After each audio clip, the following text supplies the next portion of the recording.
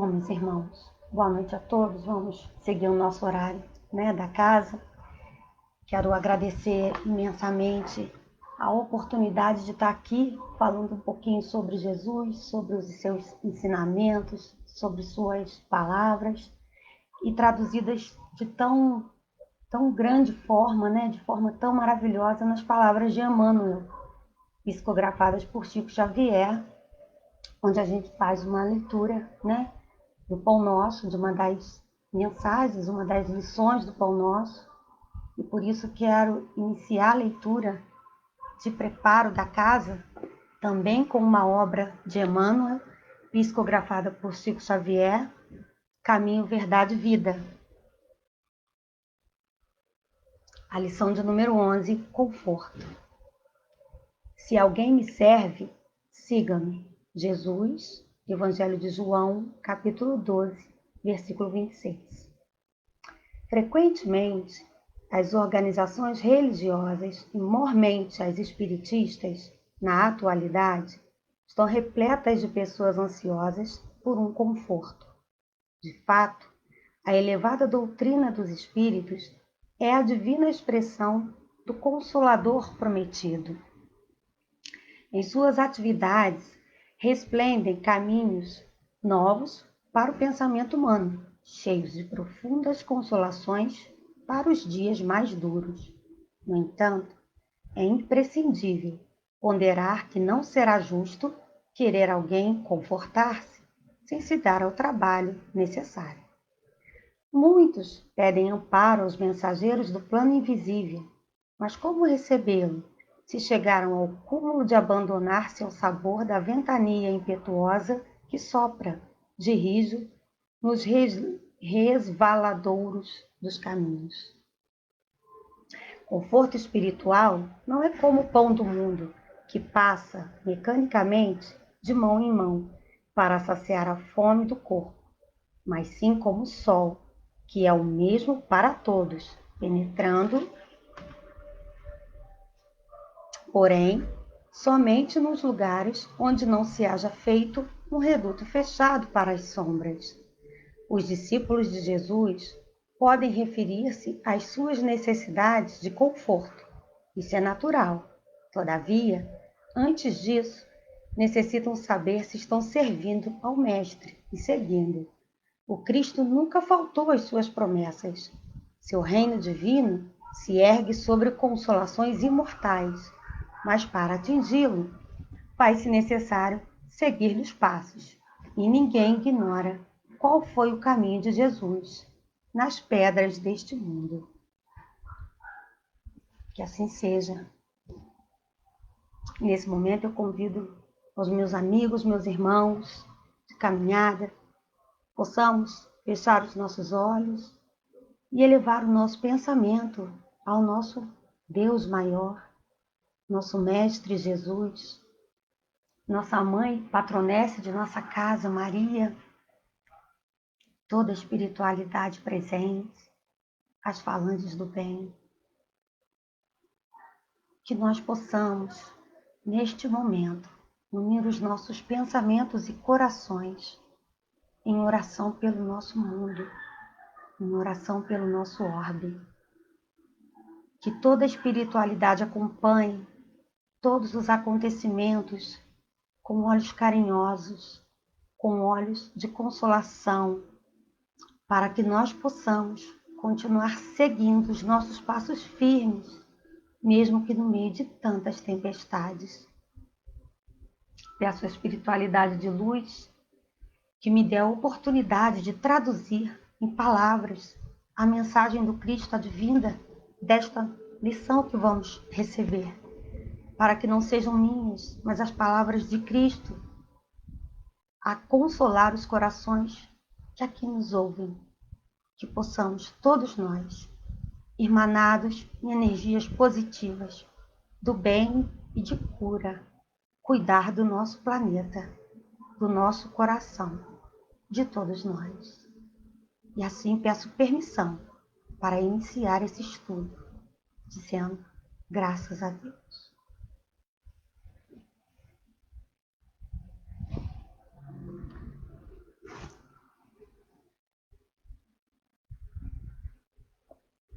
Bom, como nós dissemos, né? Nós vamos fazer hoje o estudo do livro Pão Nosso, psicografado por Chico Xavier pelo Espírito de Emmanuel. A lição é a lição 19, Falsas Alegações. Que tenho eu contigo, Jesus, Filho do Deus Altíssimo? Peço-te que não me atormentes. Evangelho de Lucas, capítulo 8, versículo 28. O caso do espírito perturbado, que sentiu a aproximação de Jesus, recebendo-lhe a presença com furiosas indagações, apresenta muitos aspectos dignos de estudo. A circunstância de suplicar ao Divino Mestre que não o atormentasse requer muita atenção por parte dos discípulos sinceros.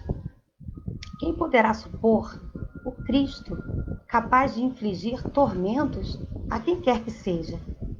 E no caso, trata-se de uma entidade ignorante e perversa, que nos íntimos desvarios muito já padecia por si mesmo. A vizinhança do mestre, contudo, trazia-lhe claridade suficiente para contemplar o martírio da própria consciência, atolada num pântano de crimes e defecções tenebrosas.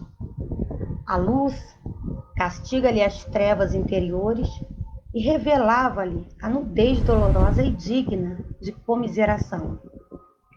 O quadro é muito significativo para quantos fogem das verdades religiosas da vida, categorizando-lhe o conteúdo à conta de amargo elixir da angústia e sofrimento.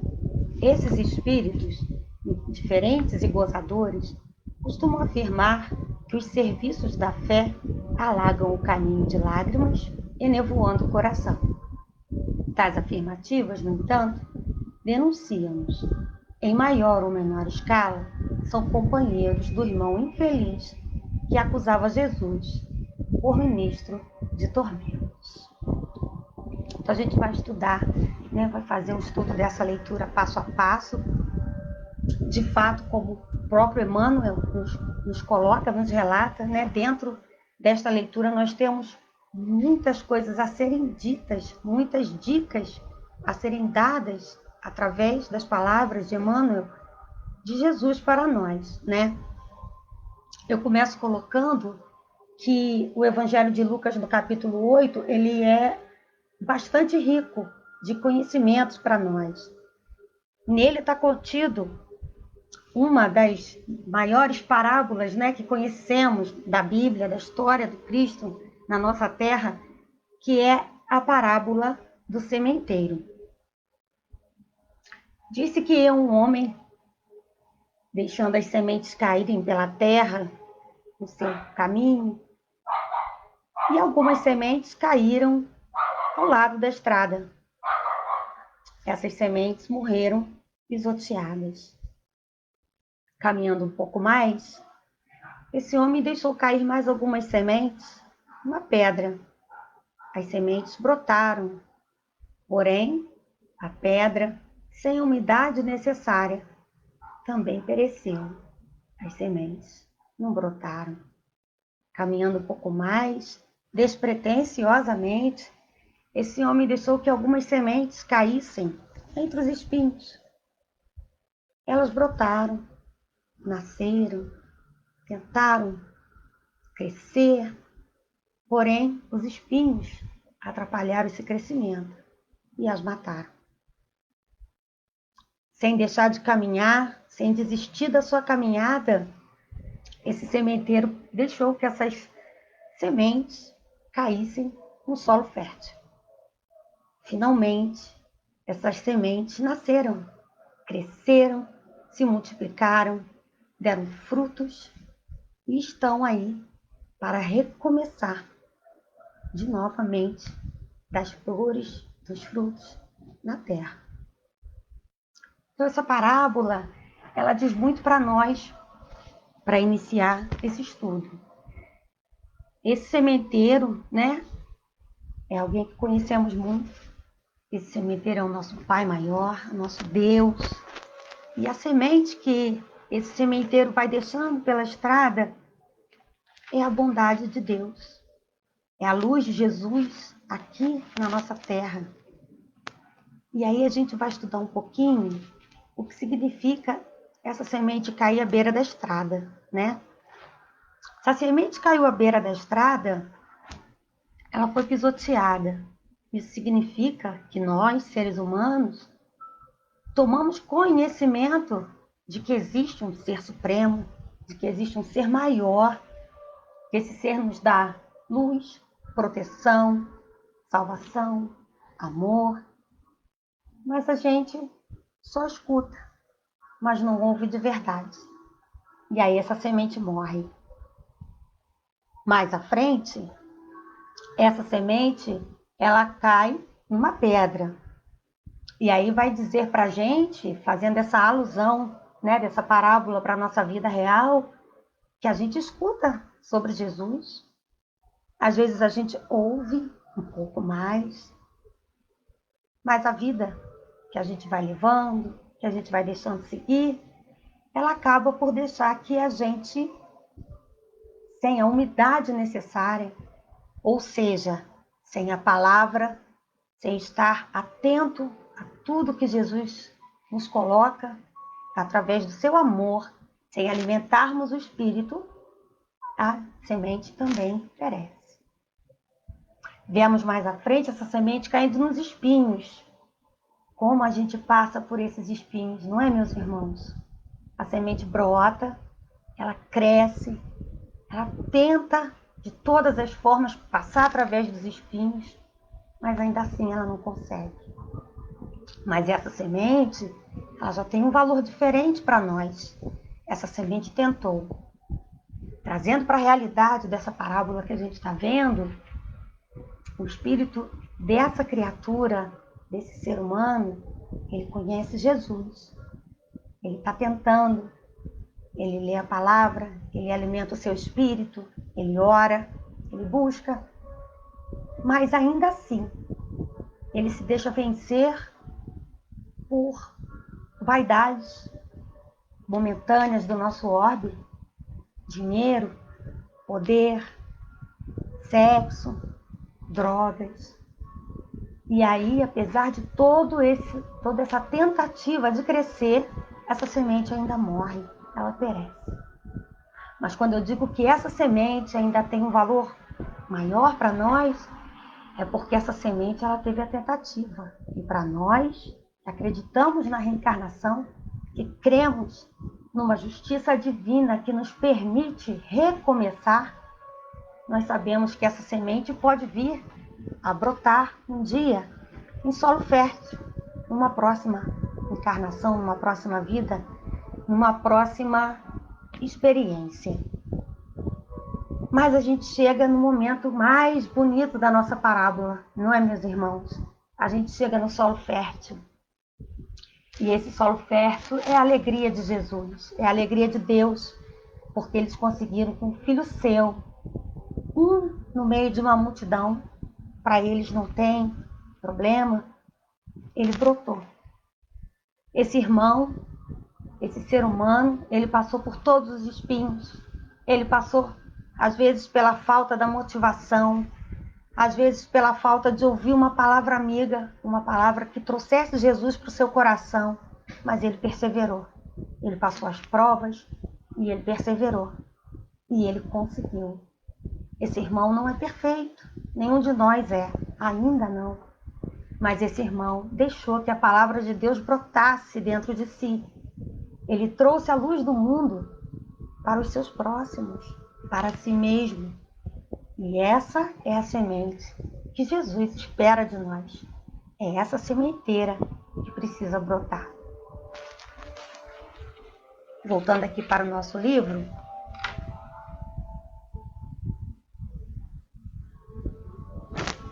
a gente vai mais adiante um pouquinho. Importa seguir sempre em busca da edificação espiritual definitiva. Indispensável caminhar, vencendo obstáculos e sombras, transformando todas as dores e dificuldades em degraus de ascensão.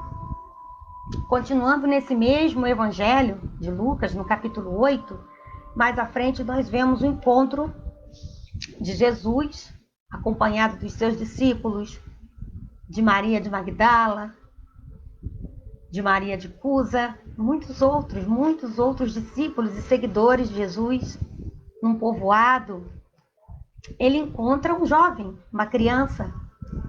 E essa criança, endemoniada, né, tendo, infelizmente, estando na posse de espíritos, irmãos nossos, mas que não conhecem a luz, que ainda precisam caminhar para a alvorada da luz de Jesus. Esse espírito se defronta com Jesus ao lado dele e justamente pergunta, né? Importa, porém, caminhar hoje. Não é essa passagem. Que tenho eu contigo, Jesus, Filho de Deus Altíssimo. Peço-te que não me atormentes. E aí Emmanuel vem mostrar para a gente, justamente aqui à frente, ele faz uma pergunta, né? Quem poderá supor o Cristo capaz de infligir tormentos a quem quer que seja? Como é que a gente pode imaginar que um ser possa passar pela sua cabeça que Jesus possa atormentá-lo? Jesus é a nossa luz. Jesus é o nosso Salvador, o nosso pastor, guia e amigo. Como Jesus pode estar atormentando alguém? E aí nesse evangelho nós vamos também ver que esse irmão não falava por si, né? Quem falava através dele eram esses demônios, esses irmãos não conhecedores da luz de Jesus e que com certeza queriam afastar Jesus porque conheciam a sua luz. Seguindo no estudo, a vizinhança do mestre, contudo, trazia-lhe claridade suficiente para contemplar o martírio da própria consciência. É o que a gente está falando aqui da luz, né? A luz de Jesus, ela é o que é capaz de clarear o pensamento de cada um de nós. Mas ela tem um lado bastante importante, que eu comparo, né? Não tem essa equiparação aqui no nosso livro, mas eu comparo com pessoas que, como eu, usam os óculos. Vamos fazer uma comparação, né? Eu tenho óculos de graus fortes, né? De baixa visão. E se eu coloco os meus óculos, eu sou capaz de ver tudo que está à minha volta. Se eu tiro os óculos, meus irmãos, eu vejo tudo embaçado. Eu não vejo a luz, eu não vejo claramente. E esse irmão, essa criança, né, tomada pelos espíritos trevosos, ela justamente estava sem os óculos. Mas quando Jesus chegou perto, eles foram obrigados a colocar os seus óculos. E aí eles enxergaram. Eles enxergaram a sua pequenez diante do mestre. Eles enxergaram o seu egoísmo, enxergaram suas trevas, sua falta de luz, sua falta de amor, e isso os incomodava.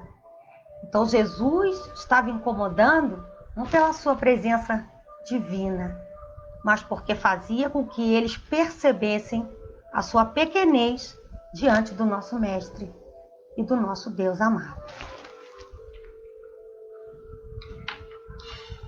O quadro é muito significativo para quantos fogem das verdades religiosas da vida, categorizando-lhe o conteúdo à conta de amargo elixir de angústia e sofrimento. Esses espíritos indiferentes e gozadores costumam afirmar que os serviços da fé alagam o caminho de lágrimas, enevoando o coração. Por quê? Porque é muito mais fácil nós dizermos que aqueles que seguem a Jesus choram demais.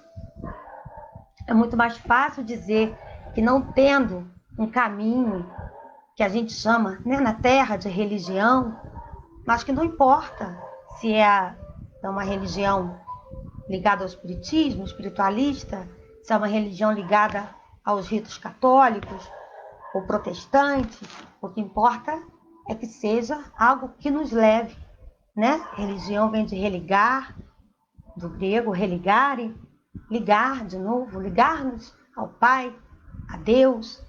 Então, se essa religião, ela nos traz o conhecimento para vencer as provas, as provações, nós choramos, todos nós choramos pelas dificuldades, pelas perdas, mas esse choro é um choro consolado, é um choro com conhecimento. Mas para as pessoas, né, os seres encarnados e desencarnados, que preferem ficar nas sombras, eles usam essa analogia de que o ser cristão, o ser que acredita no Cristo e na sua boa nova, no seu amor, na sua bondade, ele é um ser que chora muito. Não é difícil, irmãos, nós vermos, né, a exemplo assim do nosso mundo aqui, atual, pessoas que dizem pra gente: nossa, mas é tão mais fácil quando a gente não vai a lugar nenhum, porque quando a gente procura uma religião, parece que tudo se volta contra nós. Quando a gente procura uma religião, aí é que a gente adoece, ou a gente perde aquilo que a gente tinha materialmente, ou um irmão, a mãe adoece, ou a gente perde um ente querido. Claro que isso acontece com todos nós. Nós estamos aqui para isso. Mas essa religião é que nos dá força, a fé e a coragem para passar por isso. Então existem as lágrimas. O cristão também chora. O espírita também chora. Há uma cultura das pessoas acharem que porque o espírita compreende a vida após a morte e compreende que vai haver uma nova condição de vida e que o encontro, né, no plano espiritual é uma certeza, ele vai ficar feliz com a passagem de um amigo, da mãe, de um irmão, de um filho. Claro que não. Quem de nós gosta, né, que alguém muito próximo a nós vá embora para o Japão trabalhar e nunca mais volte?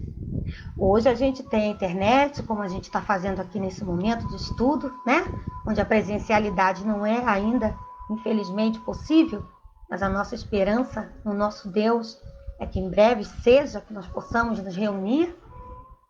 Nós ainda temos essa forma de comunicação, nós temos o telefone, mas quando esse livro foi escrito em fevereiro de 1950, que é quando foi psicografado o Pão Nosso, não tinha nada disso, né? Então, como que a gente vai achar bonito, que a gente vai gostar, que a gente vai, né, se sentir feliz com essa separação tão dolorosa? Nós choramos, nós sentimos falta, nós sofremos também. Mas nós compreendemos que esse sofrimento, ele nos leva ao crescimento, ele nos leva a uma evolução. E é isso que nos dá força para prosseguir. E é essa força que está lá no espinho da nossa sementeira. O cristão, né? O ser humano, ele tenta, ele cresce, ele acredita, ele vai tentando, mas aí, quando chegam os espinhos, ele morre, porque ele perde a fé. Quando chegam as provações na vida da gente, a gente morre, porque perde a fé. Então é isso que a gente precisa tirar de grande lição nesse estudo de hoje, meus irmãos. Não estejamos perdendo a nossa fé. Nós estamos no meio do espinho. E que espinhos, não é, irmãos? Que espinhos? São espinhos muito dolorosos. Espinhos que estão ceifando vidas de pessoas muito, muito próximas. E não só pela questão da pandemia, mas da violência, do poder sem medida, né? Sem que as pessoas meçam atos e palavras para conseguir o poder, o enriquecimento ilícito.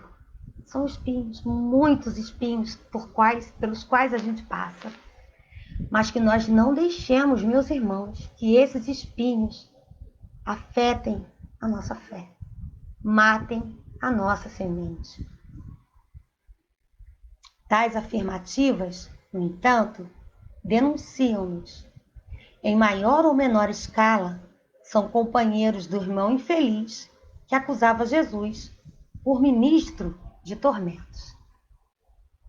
Então, para fechar essa fala, Emmanuel traz uma lição muito, muito grande para nós. Sabe o que ele quer dizer para a gente? Você também não é perfeito. Nós temos, né, essa mania, vamos chamar assim, de julgar o ato do nosso irmão. Nossa, mas ele deixou de ir ao centro? Poxa, lá é tão bom, a gente se sente tão bem. Nossa, mas a irmã fulana, ela deixou o marido, mas era um casamento tão bonito. Irmãos, nós não moramos na casa dos outros. Nós não estamos no coração do outro. Nós só temos conhecimento do nosso coração, daquilo que vai dentro dele. Então, nessa finalização da lição, Emmanuel é um tanto duro, porém realista conosco. Irmão, não julgue o seu irmão. Cuide do seu coração. A cada um segundo as suas ações. Então, não busquemos no outro o que não temos em nós. Existem algumas afirmações, né, que a gente às vezes usa, algumas suposições, alguns estudos que dizem que quando o ser humano ele julga o outro, né, alguns estudos de psicologia, psicanálise, é porque ele tenta mascarar aquilo que ele vê dentro dele refletido no outro. Isso é muito forte. Se eu julgo um irmão porque eu acho que esse irmão tem grandes bens e muito egoísmo e não ajuda ninguém, será que eu, mesmo não tendo posses, tenho ajudado meu irmão com a minha oração, com o meu carinho, com a minha palavra de conforto, o meu ouvido, meu ombro para o meu irmão chorar? Eu não preciso ter posses para ajudar o irmão. Nós temos uma grande afirmação, né, positiva pelos irmãos que passaram pelo nosso planeta e fizeram grandes feitos. Irmã Dulce, Chico Xavier, Sheila, tantos outros, Joana de Ângeles, muitas personalidades, Madre Teresa de Calcutá, foram pessoas como nós, mas muito evoluídas e que deixaram muitas marcas positivas nesse nosso orbe. Então a gente tem, né, o costume de dizer que esses irmãos ajudaram a nossa humanidade. Meus irmãos, como eles ajudaram a nossa humanidade, de uma forma maravilhosa. Mas nós também, dentro da nossa humildade, dentro dos nossos poucos conhecimentos na lei de Jesus, nós podemos fazer também grandes feitos. Talvez não fiquem para a história, não sejamos conhecidos como ficou conhecido Chico Xavier. Mas o que Jesus espera de nós justamente é a humildade. Que uma mão não saiba que a outra dá. Nós não precisamos de notoriedade. Nós não precisamos, irmãos, de aparecer. Nós precisamos entregar para Jesus as nossas boas obras. E elas precisam ser feitas de dentro do nosso coração. E assim eu fecho a lição de hoje, dizendo aos irmãos que essa lição, em primeiro lugar, ela veio de um encontro muito forte para mim. É uma experiência muito linda nós vermos Jesus chamando a nossa atenção, como um pai amoroso, que briga conosco, a mãe que briga conosco para o nosso crescimento. Nem sempre nós lemos, né, só coisas boas. Nem sempre nós ouvimos dos nossos pais coisas boas. Às vezes a gente precisa ouvir verdades. E essas verdades às vezes doem, mas elas são importantes para o nosso crescimento. E que essa verdade, através das palavras de Emmanuel, traga muito crescimento para cada um de nós, a começar por mim. Irmãos, agradecendo a presença de todos, agradecendo a oportunidade de estar aqui, falando, deixando que Jesus fale através de mim, para todos nós, eu quero encerrar esse momento tão produtivo para mim, de tanto crescimento, de tanto amor, uma prece de agradecimento, onde eu peço aos irmãos que fechem os seus olhos. Mais uma vez, Jesus, na tua presença, nós te agradecemos por tão fortes e maravilhosas palavras. Te agradecemos, Jesus, por nos trazer o conhecimento, porque dele nós tiramos as lições necessárias para o nosso crescimento. Que tenhamos fé, força e coragem para continuar na seara do bem, ainda que venham as lágrimas, os espinhos, as provas, ainda que sejamos provados, Pai, que nós tenhamos força para conseguir continuar na caminhada. Dá-nos força, Jesus. Mentores espirituais permaneçam ao nosso redor, protegendo-nos, intuindo-nos na seara do bem. Graças a Deus por esse momento tão especial, onde eu agradeço a presença dos meus irmãos em oração e fecho esse momento de aprendizado. Graças a Deus. Boa noite a todos os irmãos. Que a paz de Jesus entre no lar de cada um de nós. Que assim seja. Boa noite.